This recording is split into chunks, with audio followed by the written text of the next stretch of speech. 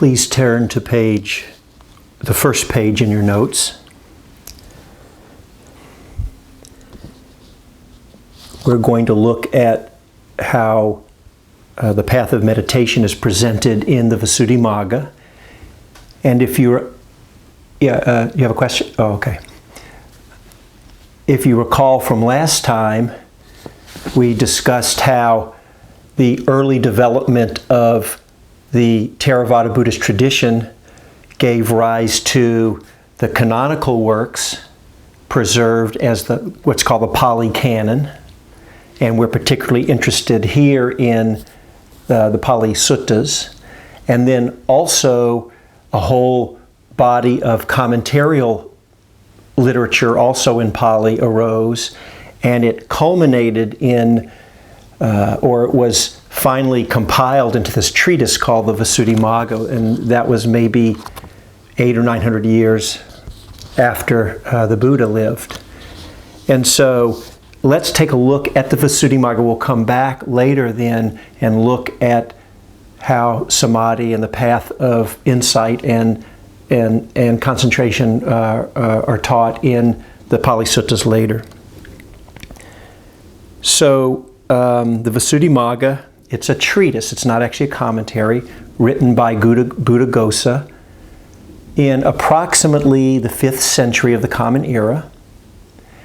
And its whole structure is based on a particular sutta called the Relay Chariot Sutta. The Pali name is there in your notes. And in this sutta, the path of insight, or you could say the path of spiritual progress, is likened to a series of chariots. It would be like the Pony Express in the Old West.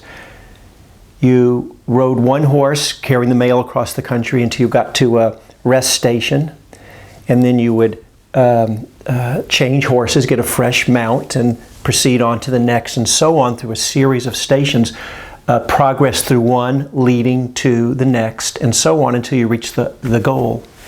And similarly, the Relay Chariots Sutta lays out a series of 7 stages, each one being the basis for entering upon and achieving the next stage. And so no explanatory detail is given about just a simple terse phrase about naming each stage. So there's no explanation on what they mean. The Visuddhimagga, on the other hand, goes into great detail about the meaning and the practice at each stage, and so that becomes the structure of the entire work. So where the Pali Suttas can sometimes be clear and specific, but in many cases it can be rather vague. We don't really know. It's hard to discern what the understanding was at the time the suttas were composed. They surely were clear at the time. The Visuddhimagga, though, is very clear and specific and extremely detailed, as we're going to see. So the Visuddhimagga divides the path of meditation into 2, it's very explicit, divides the path into 2 different paths. In the Pali, it's samatha and vipassana. Samatha means tranquility, or you'll hear it as serenity. And vipassana, that's insight. So these 2 paths of practice. Both of these paths end going through insight, but how they get there is different. So first, let's talk about, well, let me back up for a moment. Basically, the path of tranquility, samatha, in that path, you strive for and you attain jhana. And we're going to spend some time, actually start later in the next session today, we'll start to look in detail at what is jhana, but these specific specialized meditative states. And you attain jhana, And then you switch to a different kind of practice called insight meditation. The path of Vipassana, in that path, you don't aim for and you don't attain jhana. You just go directly to the insight meditation practices. Concentration there's some level of concentration that's still needed, as we'll see in a few minutes, but we don't go to the level of jhana. So that's the basic distinguishing characteristic of the two paths. So in the samatha, the tranquility path, you put your attention on some unmoving object. We'll talk about kasinas. There are 10 of those given. Well, actually, let me say something now about that. A kasina is, you can actually create these colored discs. They may be about, say, a foot in diameter. And there are different colors that are given and other kinds of kasinas. And then you would stare at the disc. And you can see it's a fixed object. It's not changing as compared to, say, the breath, which has a continuity to it. That's really one of the strengths of the breath, right? It's steady, it has a sameness to it, but it is changing also. So it has both characteristics. The kasina is not changing, it's just fixed. And you would continue to stare at it. Or there are some others, as you'll see in a few moments, some other objects that you would put your attention on. And 40 meditation objects are given. And the goal is to attain what is called fixed concentration. So let me just very briefly review what we discussed last time. If you recall, there were two different ways that an undistracted or concentrated mind can develop. In one, you continue putting your attention on some object, as we just discussed, the breath, the kasina, whatever, and you will strengthen your ability to concentrate on that object. And if you take it far enough, your concentration will be so strong, you'll be so skilled or so able to concentrate, to fix your attention, that you no longer will notice other experiences. You'll be fully engrossed, or sometimes we'll say absorbed, just on this one experience, this one thing. And if you take it far enough, you will completely lose any experience of anything else. And you will only have this one experience. It will only be, say, the visual of the disc. Or if you're with your breath and you start to have some blissful feelings or light, there'll only be the experience of light. You'll no longer be able to feel your body. There won't be thoughts. You won't hear sounds. You will have lost connection with changing experience. And this is called fixed concentration in the Visuddhimagga.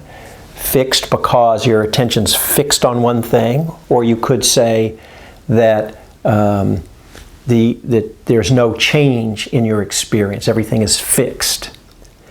You can see why doing that kind of practice then would be something different than what we would call insight meditation, because in the service of insight we need to see or perceive. We could have insights into the nature of all experiences, our minds and bodies.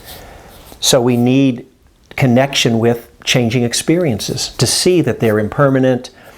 It's suffering if we try to cling to them. The nature of our own minds and bodies is a changing collection of experiences, not to be clung to. So you can see we need connection with change. Here we're specifically developing a kind of concentration where we lose that.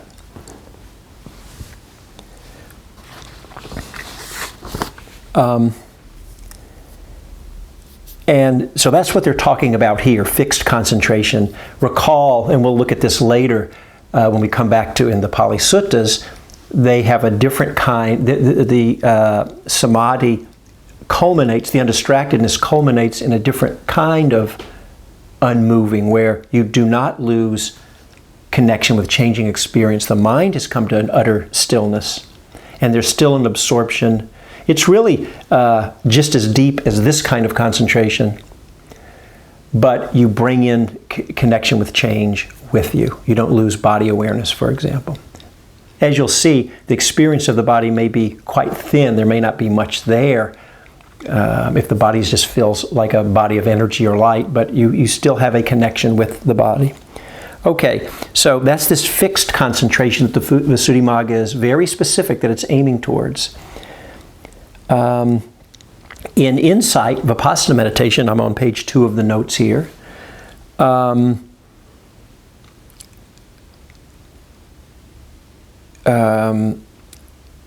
You can, actually, let me clarify here a little bit. Insight meditation, as I just said, can be practiced either after attaining any of the jhanas, the first or beyond, or going directly.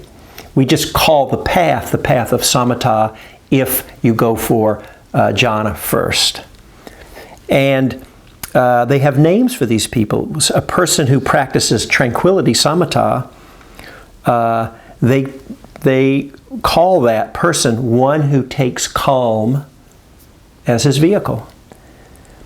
And one who practices insight without jhana is called a bare insight worker, or one whose vehicle is insight.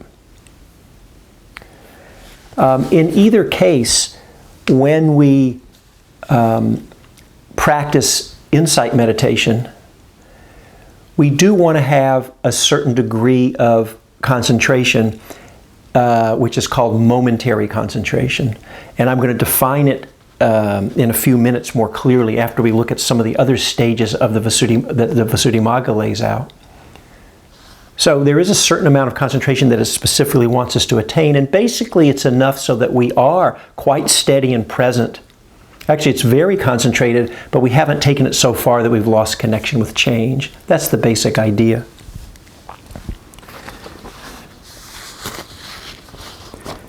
Oh, and this is interesting too. Attainment of insight without jhana is called dry insight because it's said to be unmoistened by the moisture of jhana. And so there's not a negative connotation, in our language. If we say something's kind of dry, that may not, it's kind of maybe not that interesting, or it's kind of boring, or it doesn't feel rich or full in some way. It's lacking. But there's no connotation like that here. It's just not moistened by the moisture of jhana. I don't know for sure why they use that term. It could be connected to the jhana similes, which we'll look at later today. You'll see that the imagery is a lot of water imagery when they describe the state of jhana. So that could have something to do with it.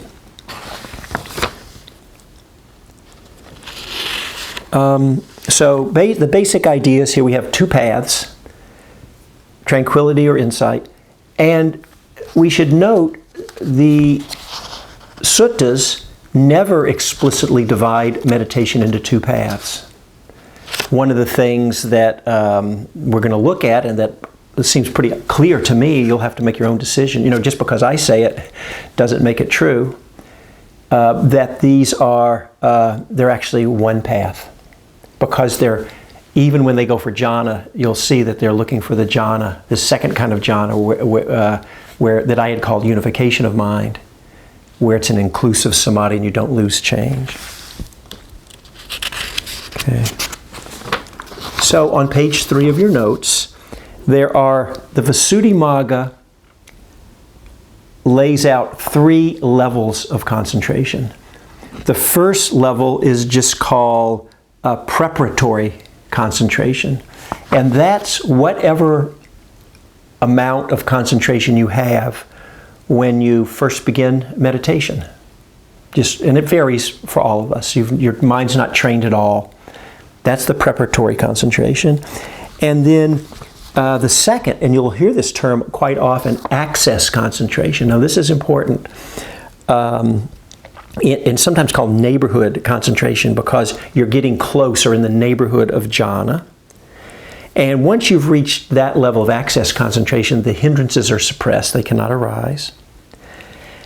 And access concentration is defined very explicitly with the appearance of what's called a counterpart sign. So it doesn't just mean you're really, really concentrated. You have to have a counterpart sign. And for the 40 meditation subjects that the Visuddhimagga gives, for each of them, it's very specific on what experience will arise as a counterpart sign. So for working with the breath, mindfulness of breathing, there's a tactile, a counterpart sign can be a felt experience, but it really mostly emphasizes a visual image. And just as we said, you can build a physical object, a kasina that's a round disc, to use as a meditation object. With the counterpart sign, you have a visual experience, but it's not coming through your eyes. It's a mental experience, but you experience it as clearly, it's a light. As clearly as, people sometimes will report they think they have to open their eyes. They think someone's shining a light. But it's not, it's mental. And it's described as a disc. And you'll see it out in front of you. And it will be a bright light, and it will be very, very clear, really as clear as if you're physically looking at a light. That's the counterpart sign. And so Visuddhimagga is really clear.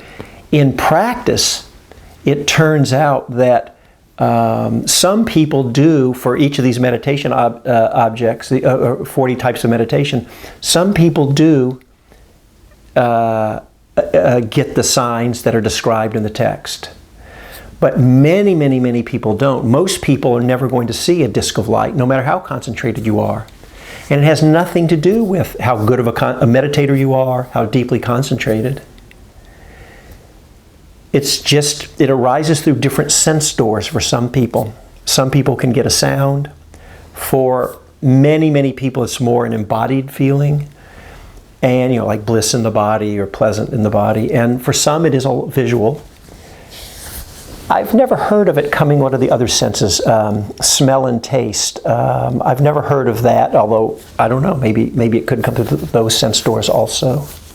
But anyway, the texts are really clear. I mentioned that not everybody has that experience because sometimes it creates a lot of suffering for people. They're meditating well. They're having good results. But they're not getting what the texts say, the discs, and so they think there's something wrong or they're struggling. So just keep that in mind. And again, all this will be explored later when we come back around to what the Pali Suttas have to say. Okay, so you're meditating, you start getting more concentrated, you have more experiences, you start to get one of these signs called the counterpart sign. You're in access concentration. The next third stage, so we have two preparatory, access, and the third is what we already talked about, fixed concentration. This is the Samadhi of Jhana. And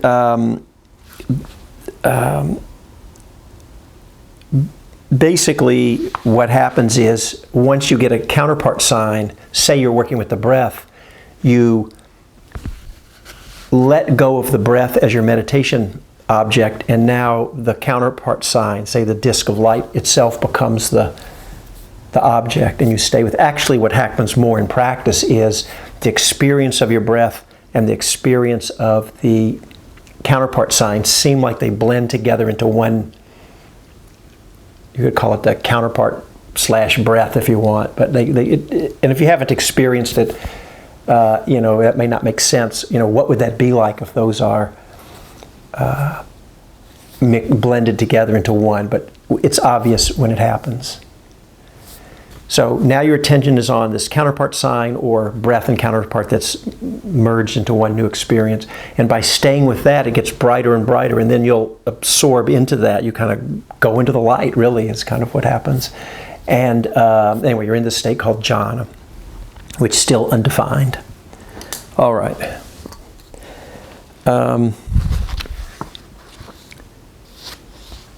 We should also mention that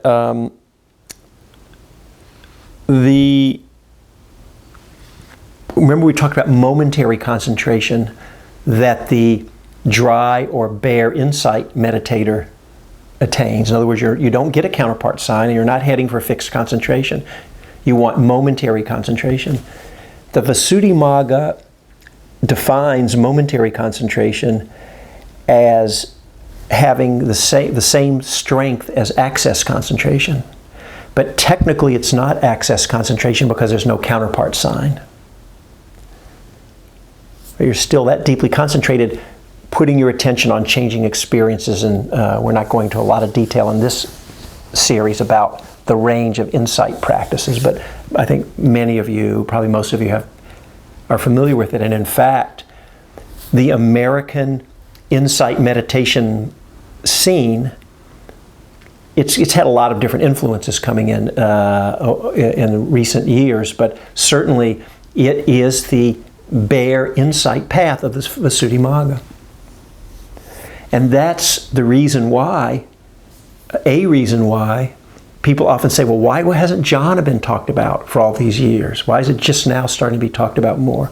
Why did nobody emphasize the concentration? Because it was the bare insight path. That's the reason.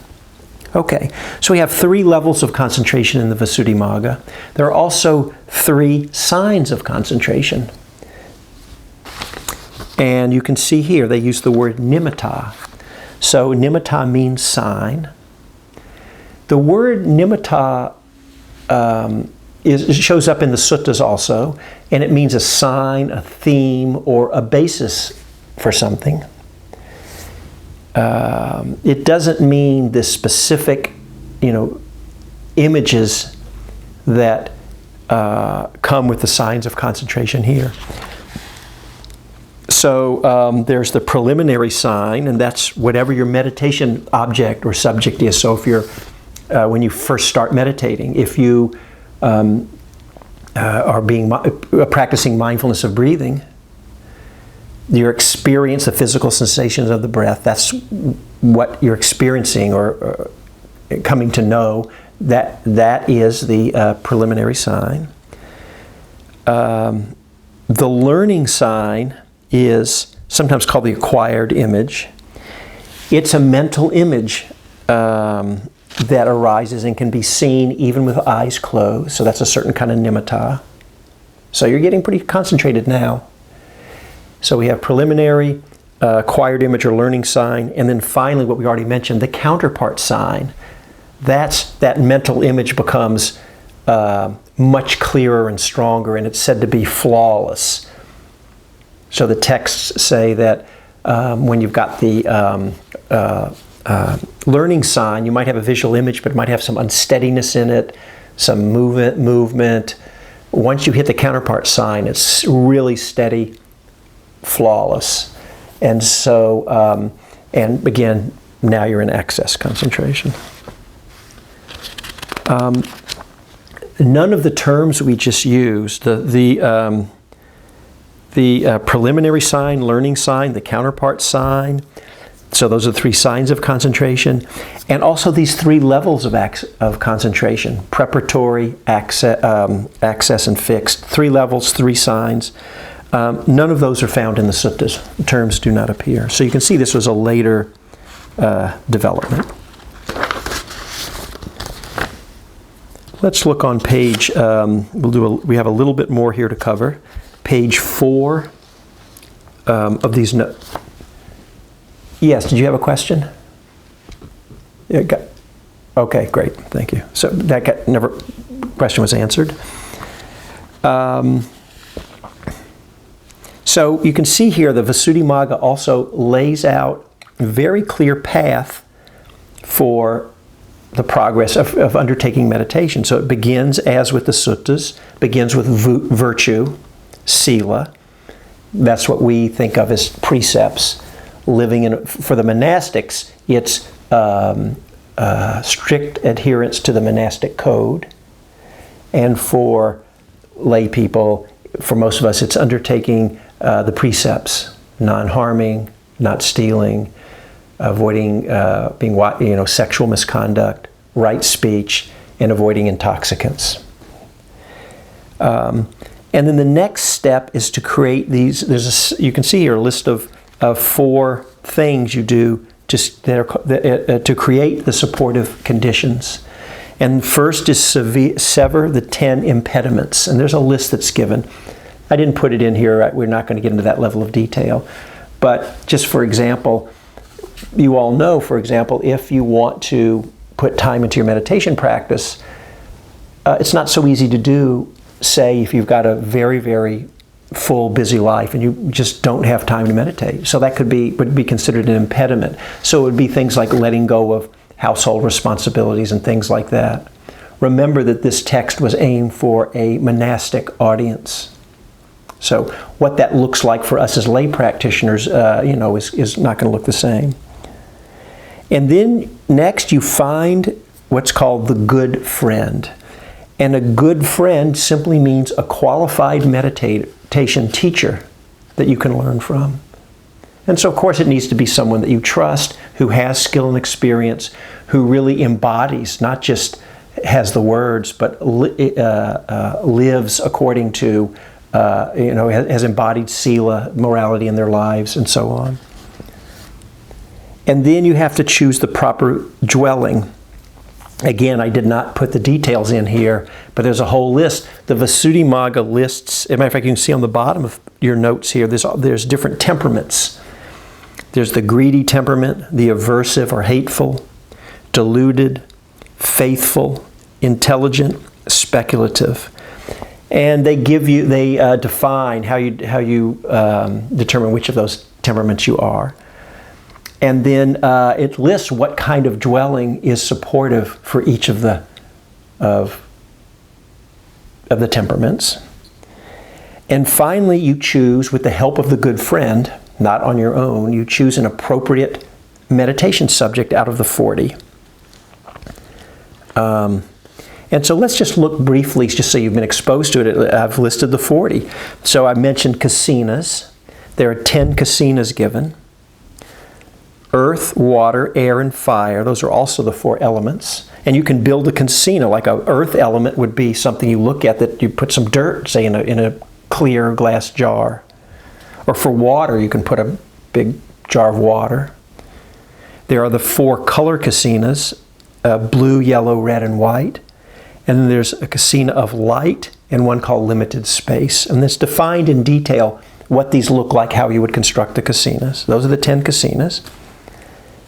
Next are 10 kinds of body decay. They're also called 10 kinds of foulness.